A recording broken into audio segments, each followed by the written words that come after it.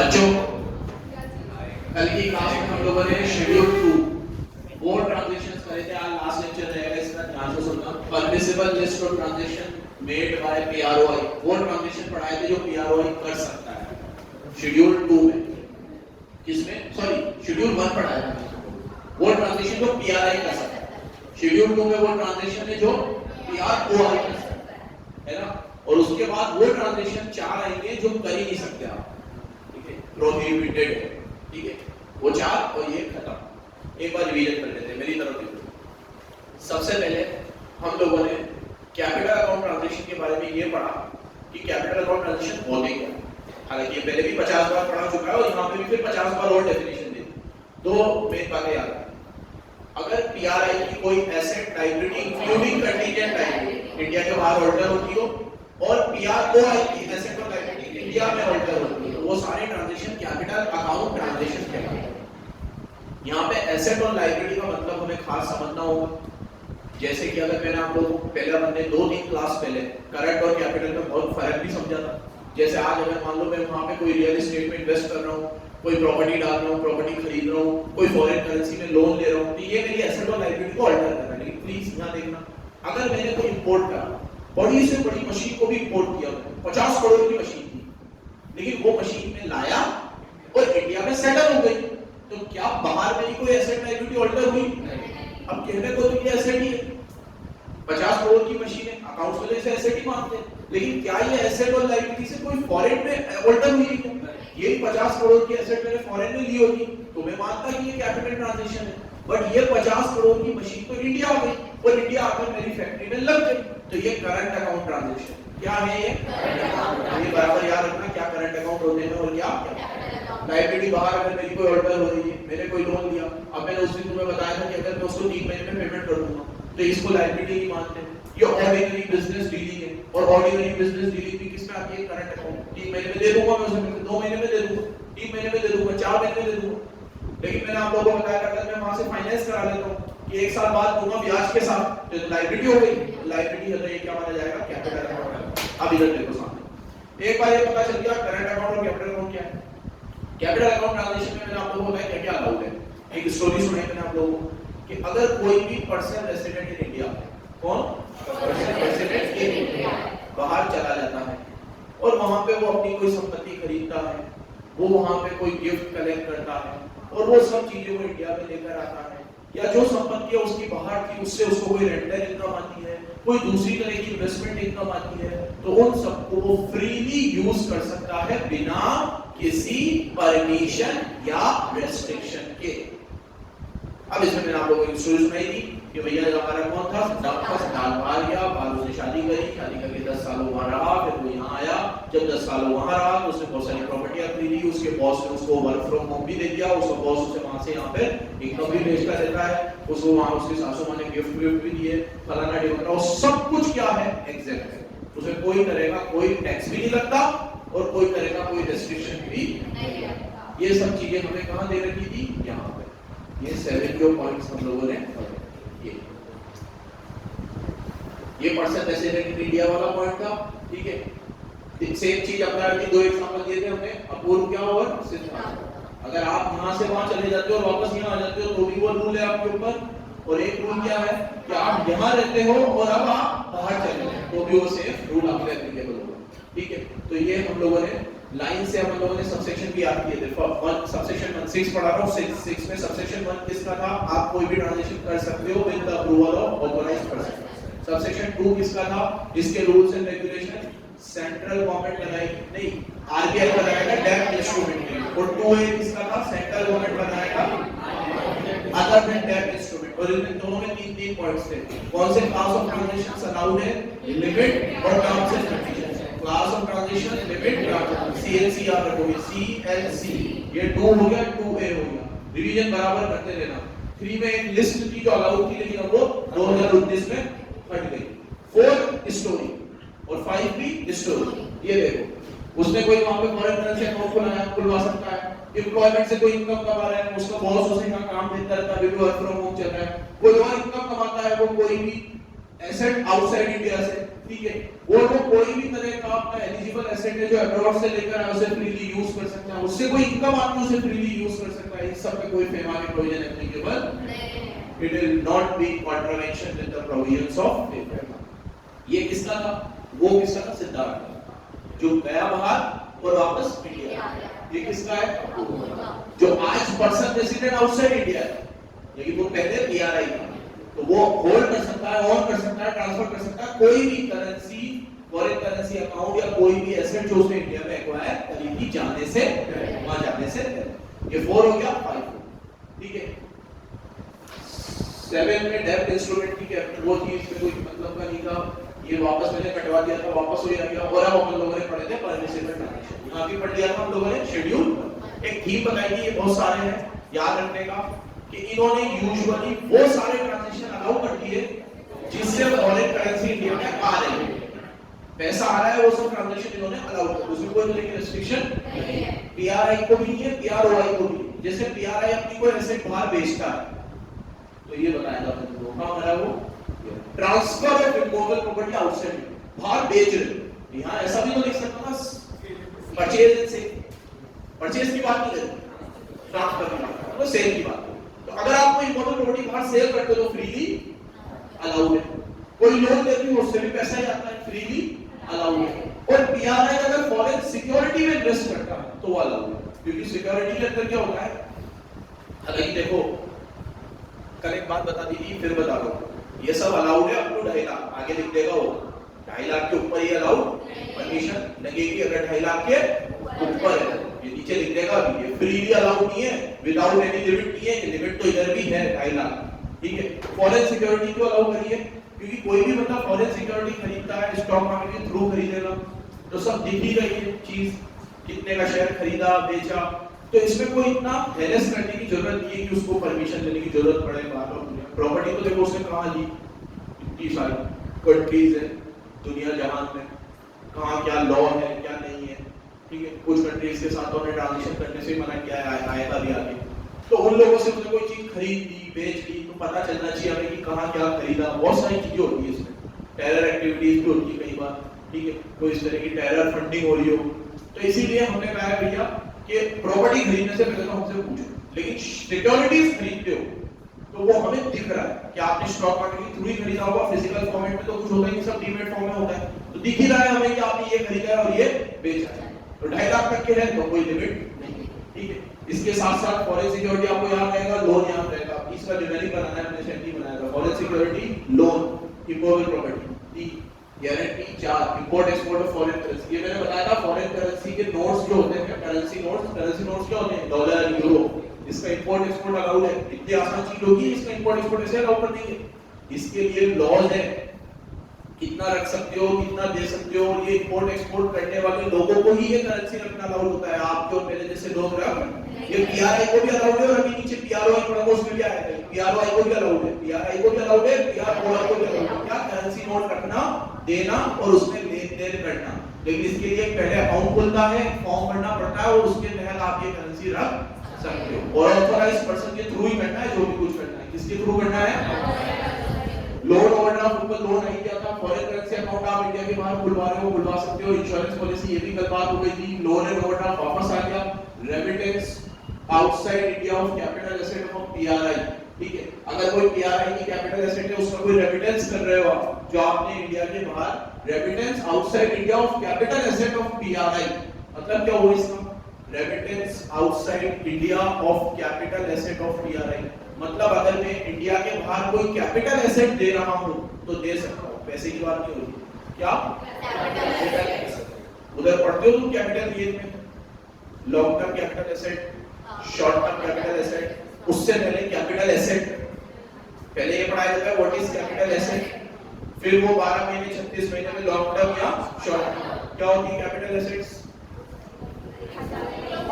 Gold से भी आता है इसमें, लैंड भी आती है शायद, और पेंटिंग्स आती है, ज्वेलरी आती है, आर्कियोलॉजिकल कलेक्शंस आते हैं, स्कल्पचर्स आते हैं। हाँ, ये जो कैपिटल एसेट की परिभाषा तुमने वहां पढ़ी है, यहां नहीं दे रखी है, तो ऐसा रूल होता है कि किसी एक्ट में अगर कोई जनरल डेफिनेशन ना हो तो वो उसकी डेफिनेशन किसी और एक्ट से ले सकता है, ठीक है। अगर इसमें कोई स्पेसिफिक मतलब होता कैपिटल एसेट का तो वो गलत है, नहीं है तो जो इनकम टैक्स में दे रखा है वो कैपिटल एसेट, समझ गए। सेम ऐसे ही पर्सन की डेफिनेशन इसने खुद बताई, नहीं बताता तो पर्सन की डेफिनेशन वही देता जो इनकम टैक्स में हर किसी को पर्सन माना, इंडिविजुअल को, एचयूएफ को, कंपनी को, बॉडी कॉर्पोरेट को, पार्टनरशिप फर्म को, एसोसिएशन ऑफ पर्सन को, बॉडी ऑफ इंडिविजुअल को, सबको क्या माना है पर्सन। इसने तो दे दी, ये ना देता तो पर्सन की डेफिनेशन क्यों ले, ठीक है। तो अगर कोई कैपिटल एसेट आप ट्रांसफर करते हो उसका रेमिटेंस इंडिया के बाहर तो वो क्या है, अलाउड है, remittance outside India of capital asset, किसको रेमिट कर रहे हो आप, तो वो अलाउड है। और कोई डेरिवेटिव कॉन्ट्रैक्ट्स, कल ये रह गया था, डेरिवेटिव कॉन्ट्रैक्ट्स क्या होते हैं, डेरिवेटिव का मतलब होता है कोई भी ऐसी अंडरलाइंग एसेट जो अपनी एसेट किसी और चीज से, अपना वैल्यू किसी और एसेट से ड्राइव करती है। शेयर मार्केट में ये वर्ड यूज होता है फॉरेक्स एंड डेरिवेटिव। जैसे आपको शेयर मार्केट में ये शेयर्स में इन्वेस्ट करना है तो आप सीधे कर सकते हो, और ये इसका डेरिवेटिव है तो आप इसको भी खरीद सकते हो, इसकी वैल्यू इससे थोड़ी कम हो लेकिन इसकी वैल्यू ड्राइव इससे हो रही है, ठीक है। अब ये जैसे जैसे बढ़ेगा इसका डेरिवेटिव भी बढ़ेगा और ये गिरेगा तो इसका डेरिवेटिव भी गिरेगा। कल एक एग्जांपल दिया था, दही का डेरिवेटिव होता है दूध, दही अपनी वैल्यू कहां से ड्राइव करता है, दूध से। दूध का वैल्यू बढ़ेगा तो दही भी महंगा हो जाएगा, दूध सस्ता होगा तो दही भी सस्ता हो जाएगा, तो दही डेरिवेटिव होता है किसका, दूध का, तो ये डेरिवेटिव कॉन्ट्रैक्ट है।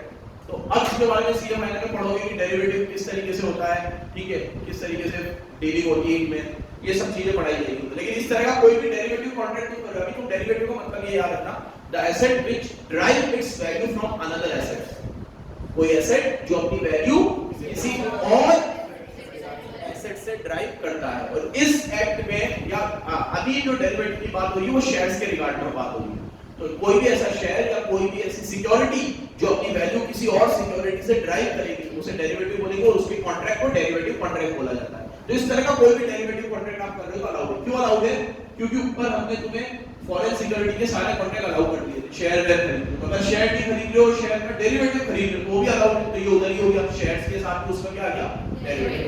मैं एक डिवाइडिंग बना लेते हैं, हेलो चलो भाई ये देखो एक डिवाइडिंग बनाया है, ये शेड्यूल 1 में वो ट्रांजैक्शन थे जो पीआरआई को अप्रूव थे।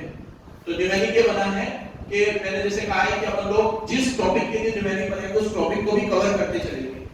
पीआरआई को फॉरेन करेंसी अकाउंट मेंटेन करने को बोला, ये foreign currency account maintain allowed है, तो उसने गुस्से में एलसीडी से फाइट कर ली। एलसीडी और फाइट हमारा डिवाइडिंग है, एलसीडी फाइट और फॉरेन करेंसी अकाउंट मेंटेन, ठीक है, ये हमारा डिवाइडिंग है, फॉरेन करेंसी अकाउंट हम मेंटेन कर सकते हैं बाहर। एलसीडी में एल किसका है, लोन एंड एडवांसेस, सी किसका है, कैपिटल एसेट हम लोग डेबिट कर सकते हैं, D for derivative, F for foreign securities, I for insurance, G for guarantee, H for holding import and export of foreign currency notes, और T for transfer of immovable property, transfer of ये फाइट LCD और ये foreign currency account, ये PRI allowed है, ये इतने transaction वो कर सकता है शेड्यूल 1 में। लेकिन फिर बोल रहा हूं 2.5 लाख की लिमिट तो लगेगी, कब तक अलाउड है, अप टू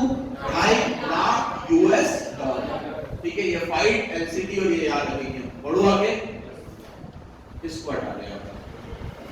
अब वो ट्रांजैक्शन जो पीआरआई को अलाउड है, किसको अलाउड है, पीआरआई, इसमें भी वही चीज चलेगी, ये जब भी बाहर से पैसा इंडिया में ला रहे होंगे ना तो वो अलाउ कर दिए, जैसे इसमें पहला ही सुन लो तो इन्वेस्टमेंट, कोई भी पीआरआई इंडिया में इन्वेस्ट करेगा सब अलाउड है। एक तरह का इन्वेस्टमेंट अलाउड नहीं है, वो मैं भी आगे बता दूंगा तुम्हें, जो प्रोहिबिटेड है। बाकी जितना भी इन्वेस्टमेंट, जैसे आज कोई अंग्रेज आ रहा है कि भैया यहाँ पे बेस्ट प्राइस डालना है, आओ, ठीक है, अमेज़न के सेक्टर्स डालने हैं, आओ आओ, ठीक है, बोला यहाँ पे शोरूम डालने हैं, पूमा के, नाइकी के, अरे आओ आओ, जितना इन्वेस्टमेंट डालना है लाओ, अलाउड है पूरा, कोई तरह की रेस्ट्रिक्शन नहीं, पूरा अलाउड है।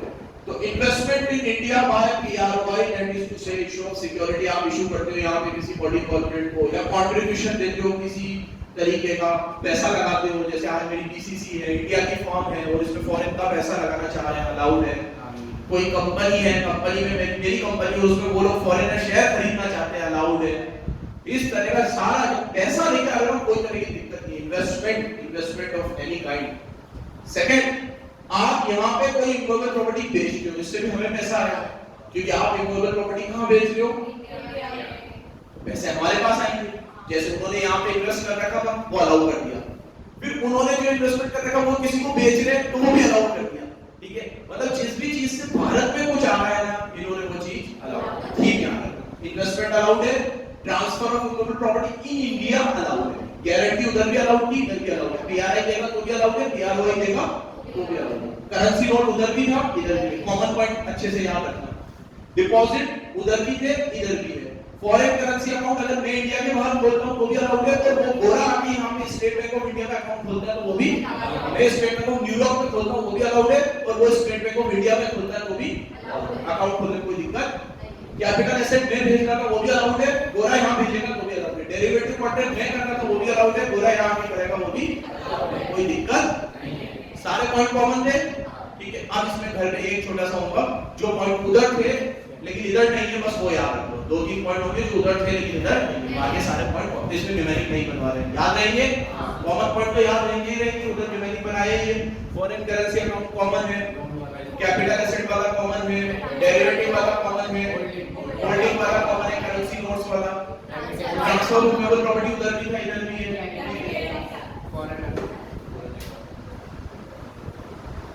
8 में से 5 को अभी गिन लिया हमने। ठीक है, तो 2-3 नए इसमें। कौन सा? एक तो वो यहाँ आके इन्वेस्टमेंट करता है, वो अलाउड है। हम वहां जाके इन्वेस्टमेंट करेंगे तो वो अलाउड नहीं था, उधर नहीं था। तो पीआरआई जाके अगर बाहर इन्वेस्ट करेगा, तुम यहाँ का पैसा बाहर ले जा रहे हो, यही करो ना भाई, तो वो अलाउड। लेकिन गोरा यहाँ आके इन्वेस्ट कर रहा है तो क्योंकि बाहर का पैसा यहाँ लेकर आ रहा है। ठीक, याद रखना, तो अच्छे से याद ले जाएंगे। देखो बच्चों, मेरी बात सुनो, ये न्यूमेरिक वगैरह भी तुम्हें याद करवाते हैं। तो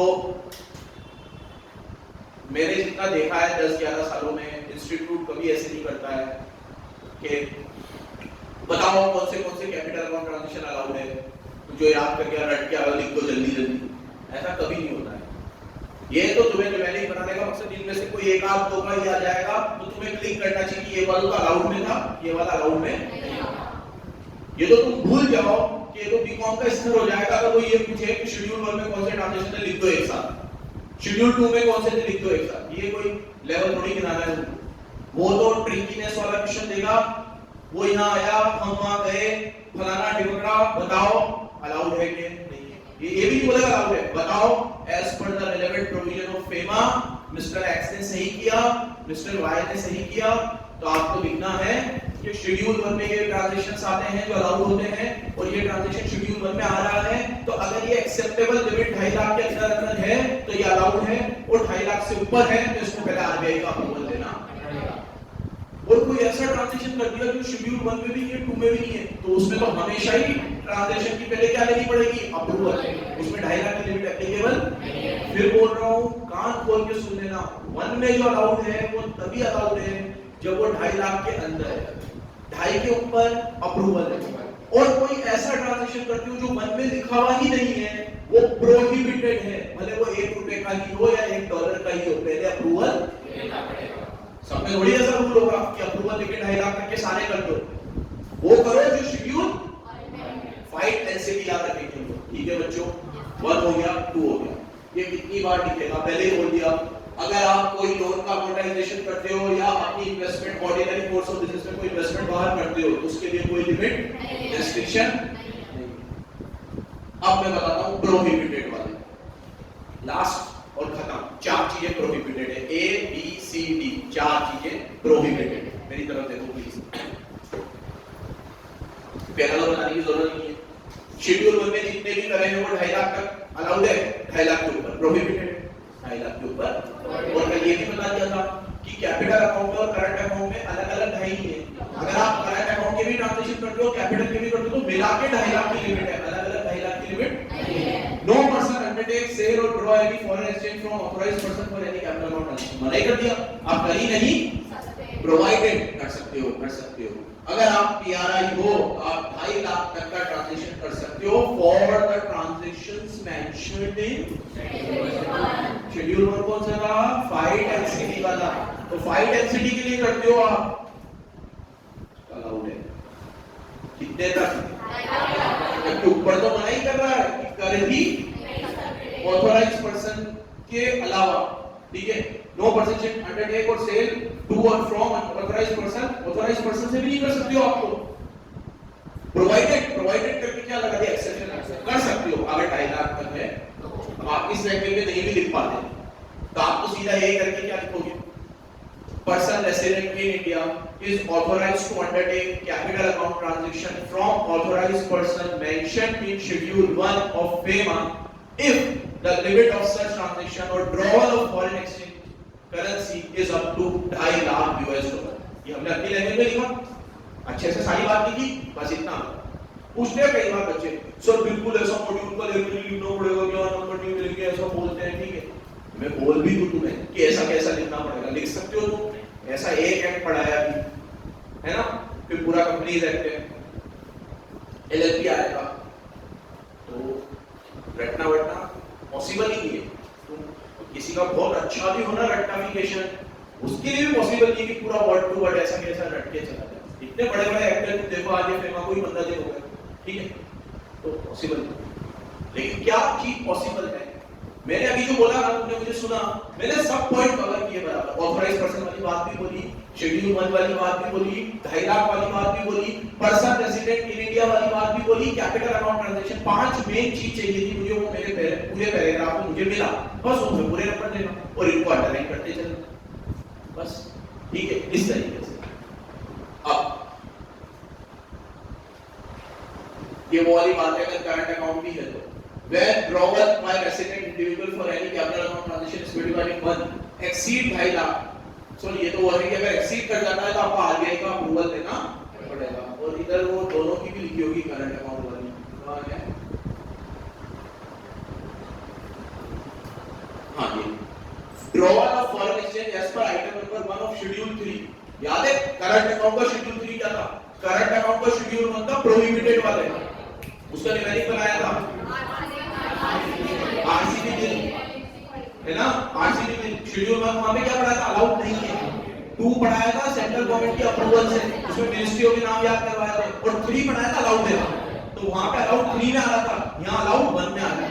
ये याद रखोगे, करंट अकाउंट में अलाउड किस में आ रहा था? 3 में, और यहां अलाउड किस में आ रहा है? 1 में आ रहा है। तो बोला है कि अगर आप आइटम नंबर 1 शेड्यूल 3 में आ रहे उधर करंट अकाउंट में, ठीक है, as awaited from time shall be subsumed within the limit, मतलब वो लिमिट इसके साथ क्यूमुलेट है, वो वाली लिमिट subsumed मतलब क्यूमुलेट है। वो और ये दोनों साथ में मिलकर कितनी है? 2.5। दोनों के अलग अलग 2.5 लाख। तो सुन रहा है बराबर क्या बोला मैंने, है ना। करंट अकाउंट ट्रांजैक्शन में जो शेड्यूल 3 में वहां पढ़ाई थी और 1 में दोनों एक साथ। मतलब कि मेरे बच्चों, अगर मैं कहीं बाहर घूमने गया फॉरेन विजिट पे और वहां मेरे से $50,000 खर्च हो गए, कितने खर्च हो गए?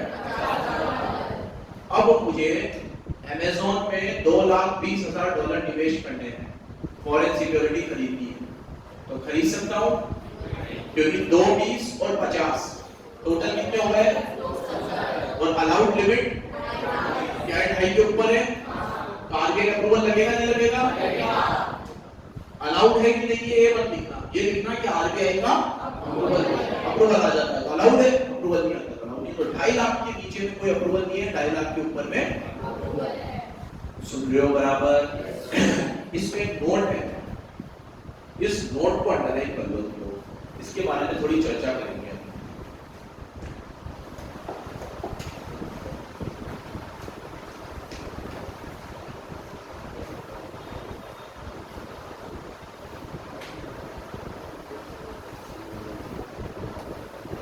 ये 4 वर्ड को अंडरलाइन कर लो।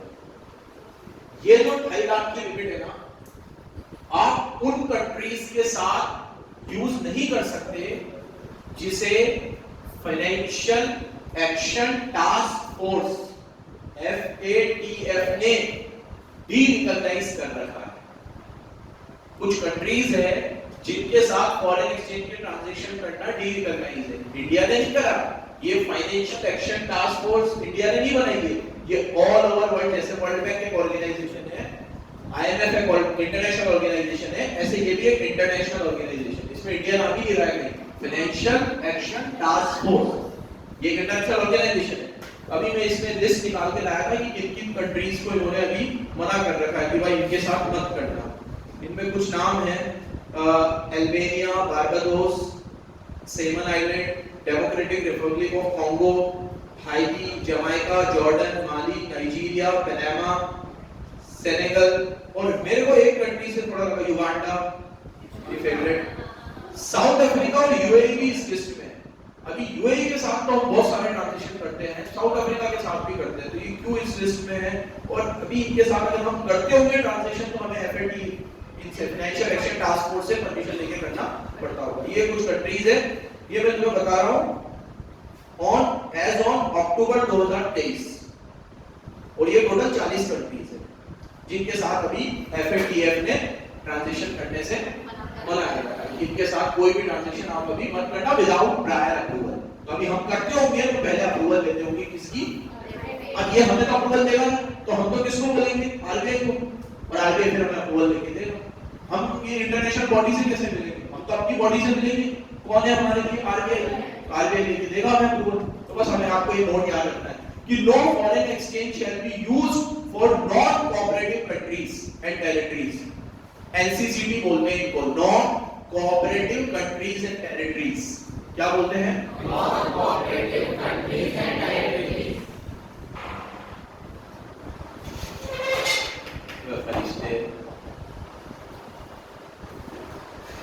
नॉन कोऑपरेटिव कंट्रीज एंड इन लोगों के साथ अगर आप डील करते हो तो आपको पहले अप्रूवल लेना। आगे आओ बच्चों, ये नोट याद रखोगे।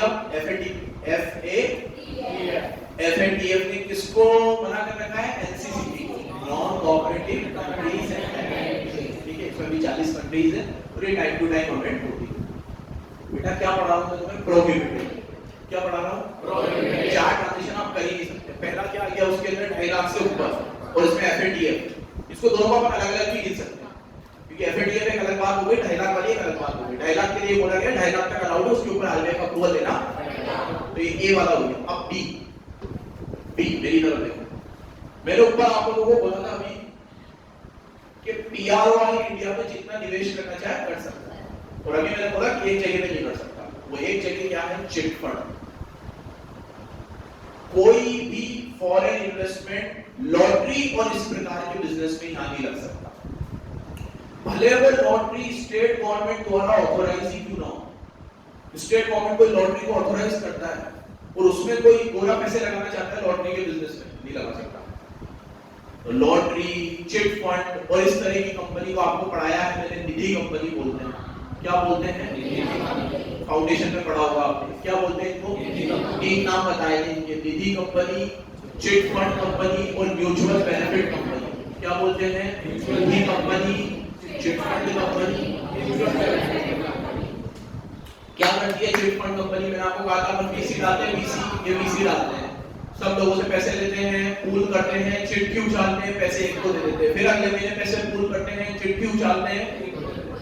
इस तरह का बिजनेस आप करो, या अलाउड है? कंपनी एक्ट डेफिनेशन दे रही है चिट फंड कंपनी का अलाउड तो है, लेकिन फॉरेन इन्वेस्टमेंट नहीं होना चाहिए इसमें। क्या नहीं होना चाहिए? पढ़ो। PROI is prohibited from making any investment in India in any company in the business of chit fund or in nidhi company or agriculture and plantation activity or in real estate business। अब real estate का भी थोड़ा मतलब समझाऊंगा, क्योंकि real estate में तो बहुत सारी फॉरेन कंपनीज है इंडिया में। इनफैक्ट कुछ रियल एस्टेट तो चल ही नहीं पाए, कुछ प्रोजेक्ट तो हमारे का उसमें फॉरेन कंपनी कंट्रीब्यूट ना करे। 2014 में भारत सरकार एक कानून लाई रीट का। किसका? रीट, रियल एस्टेट का। पहला एक कानून आया था रियल एस्टेट के ऊपर, बहुत जबरदस्त कानून था। उसका इम्प्लीमेंटेशन अगर आज तक सही हो रहा हो ना, तो कोऑपरेटिव सोसाइटीज में, फ्लैट के सिस्टम में, जमीन की खरीदारी में, इन सब चीजों में जो धोखाधड़ियां होती है वो बहुत कम हो जाती है, बहुत कम। ठीक है, तो कानून बहुत जबरदस्त था। और बिल्डर्स ने बहुत विरोध किया था इस कानून का। मेरे को अच्छी तरह याद है 2014 में मोदी जब पीएम बने थे तो उसके बाद 4-6 महीने के अंदर अंदर ही ये सबसे पहला मेजर कानून था जो उस समय लाया गया था। ये नाम इसका होगा इसमें रीड का।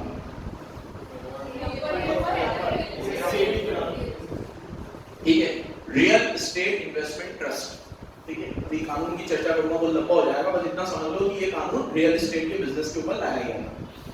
इसमें इन्होंने कहा कि रियल एस्टेट के अंदर फॉरेन इन्वेस्टमेंट सिर्फ अगर कोई हम लोग कोई हाउसिंग सोसाइटी बनाते हैं, कोई रोड या इंफ्रास्ट्रक्चर डेवलप करते हैं गवर्नमेंट के अप्रूवल से या गवर्नमेंट के साथ पीपीपी मॉडल पे, पब्लिक प्राइवेट पार्टनरशिप में, तो फॉरेन इन्वेस्टमेंट अलाउड है। बाकी अगर कोई अपने लेवल पे खुद से कोई रोड या ब्रिज या कैनाल या कोई इंफ्रास्ट्रक्चर प्रोजेक्ट लेना जिसमें गवर्नमेंट इन्वॉल्व नहीं है और पूरा फॉरेन इन्वेस्टमेंट है, तो हमारी इंटेग्रिटी सॉवर्डिनिटी के लिए खतरा है, तो उसमें फिर फॉरेन इन्वेस्टमेंट अलाउड नहीं है। तो ये आपको पॉइंट पढ़ाए जा रहे हैं कहां पे पीआर भाई इन्वेस्ट नहीं कर सकता इंडिया में। पहला नहीं कर सकता चिट फंड में, ये चीज को याद रखना, इवन तो it is authorised by state government. अभी कोई चिट फंड कंपनी है, राजस्थान सरकार अप्रूव करती है क्योंकि ये लॉटरी वॉटरी सब स्टेट गवर्नमेंट के दायरे में आता है, तो राजस्थान सरकार अलाउड करती है कि भैया लॉटरी के बिजनेस में चले, और उस अलाउड वाले बिजनेस में कोई गोरा पैसे लगा रहा है तो भी नहीं लगा देंगे, चिट फंड में लगा देंगे आपको। तो पहला चिट फंड हो गया। दूसरा निधि कंपनी, इसी तरह की कंपनी को निधि कंपनी बोलते हैं, तो ये दोनों एक ही हो गए। एग्रीकल्चर और प्लांटेशन में आप नहीं लगा सकते पैसा। इसमें मेरे को लॉजिक समझ नहीं आता क्यों मना करते हैं। शायद कि एग्रीकल्चर की इनकम पे कोई टैक्स नहीं है तो वो यहाँ आके इन्वेस्ट करेगा तो उसकी इनकम भी टैक्स फ्री हो जाएगी। This might be the reason, बाकी तो फिर कोई भी रीजन हो सकता है, best known to RBI, but मुझे शायद ये लगता है। तुम्हें क्या लगता है एग्रीकल्चर क्यों मना किया होगा इन्होंने? चिट फंड लॉटरी वॉटरी की वजह से मना किया, रियल एस्टेट में इसलिए मना किया है क्योंकि मैं बताऊंगा इसमें रियल एस्टेट और कंस्ट्रक्शन के लिए मना किया है, लेकिन एक्सप्लेनेशन में बोला है the term shall not include township बनाते हो, रेसिडेंशियल और कमर्शियल प्रीमाइसेस बनाते हो, रोड बनाते हो, ब्रिज बनाते हो, तो क्या बचा? क्या बोल रहा है ये कि real estate the term shall not include, मतलब ऊपर जो रियल एस्टेट बोला गया उसमें ये इंक्लूड नहीं है, मतलब क्या अलाउड है? क्या इंक्लूड नहीं है? कोई टाउनशिप बनाते हो, कोई रेसिडेंशियल फ्लैट्स बनाते हो, कोई रोड बनाते हो, कोई ब्रिज बनाते हो, तो सब तो आ गया इसमें। तो एक्चुअली ऐसे नहीं है, एज पर रीड के हिसाब से, और रीड में ये सारी चीजें फॉरेन कंपनी तभी कर सकती है, क्या बोला मैंने अभी, जब पीपीपी मॉडल पे चले, पब्लिक अदरवाइज अलाउड। लेकिन एग्रीकल्चर में तो एक्सप्लेनेशन में भी कुछ नहीं किया, मतलब बिल्कुल बस एग्रीकल्चर और प्लांटेशन में तो अलाउड ही नहीं है, बिल्कुल मना। हाँ बेटा नवली बोलिए। एक्सेप्शन ये प्रोहिबिटेड लिस्ट है।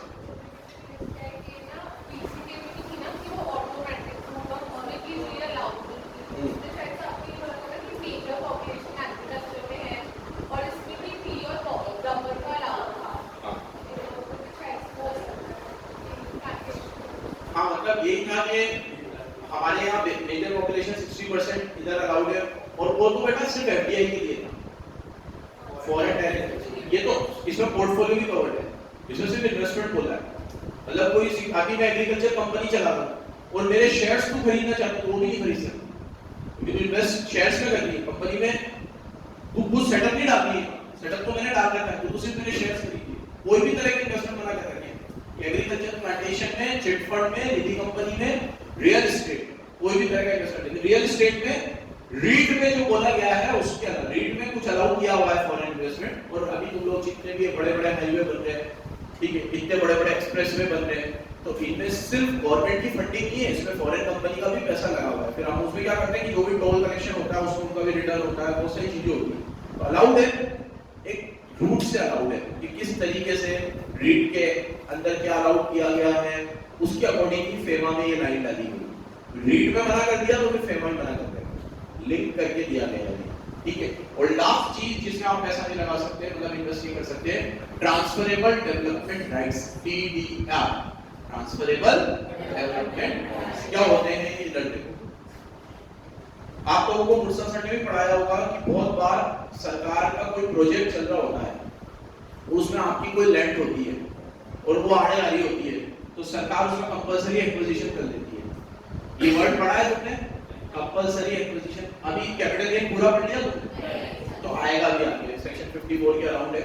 उसमें क्या कंपलसरी एक्विजिशन का एक सेक्शन है कि सरकार अगर कंपलसरी एक्विजिशन कर देती है तो सरकार आपको पैसे देगी, वो आपके लिए सेल कंसीडरेशन हो गया, कॉस्ट ऑफ ट्रांसफर माइनस करोगे नेट सेल कंसीडरेशन आएगा, ठीक है, कॉस्ट ऑफ ट्रांसफर में कॉस्ट ऑफ एक्विजिशन माइनस करोगे सीओए, इंडेक्सेशन करोगे, तो उसका कैसे कैपिटल गेन निकलेगा वो सेक्शन है।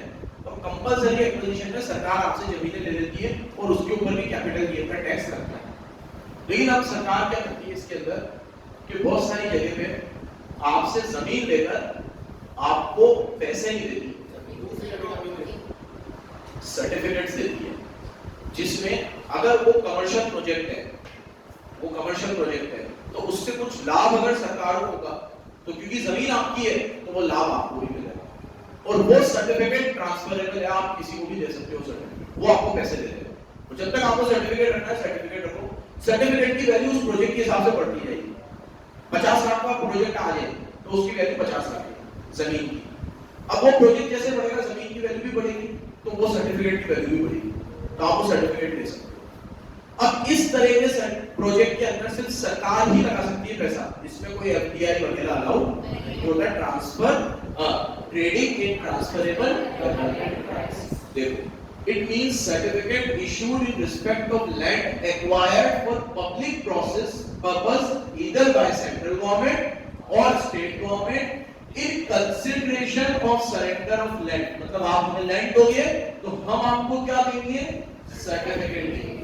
क्या नहीं देंगे, विदाउट मॉनेटरी, हम आपको पैसे, और यह सर्टिफिकेट क्या होगा, ट्रांसफरेबल इन पार्ट, और ये सर्टिफिकेट आपके पास रहेगा, हमारे प्रोजेक्ट का वैल्यू बढ़ेगा, आपके सर्टिफिकेट का भी वैल्यू बढ़ेगा, आपको जब बेचना हो बेच दो, पैसे लेके निकल दो।